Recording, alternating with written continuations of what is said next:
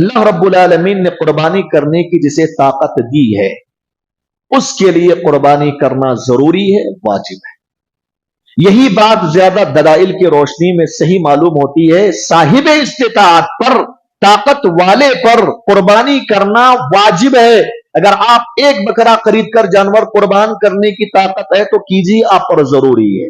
अगर आप गाय में हिस्सा लेने की ताकत रखते हैं, पूरा जानवर खरीदने की ताकत नहीं है, तो कम से कम आप अगर एक हिस्सा लेने की ताकत रखते हैं गाय में, एक हिस्सा जरूर लीजिए, यह आप पर जरूरी और वाजिब है।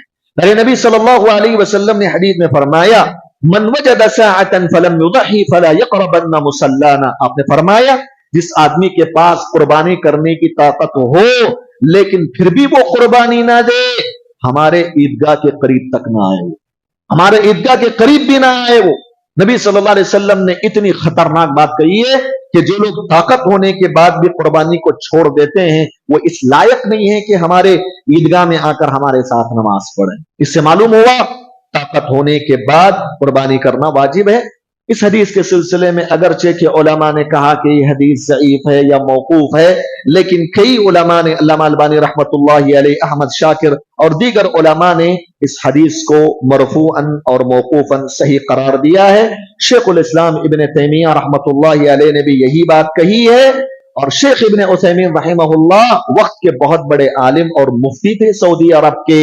उन्होंने इस मसले पर गुफ्तगू करने के बाद कहा कि इस मसले में सही बात यही मालूम होती है कि कुर्बानी का हुक्म सुन्नत मुअक्कदा है, यानी जिसके पास ताकत नहीं है वो कुर्बानी ना दे, उस पर कोई गुनाह नहीं है। लेकिन जिसके पास ताकत है वो कुर्बानी करना ना छोड़े, बल्कि वो जरूर कुर्बानी करे।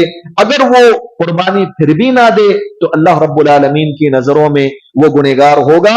यही बात शेख इब्न उसैमीन ने इसकी तरफ इशारा किया।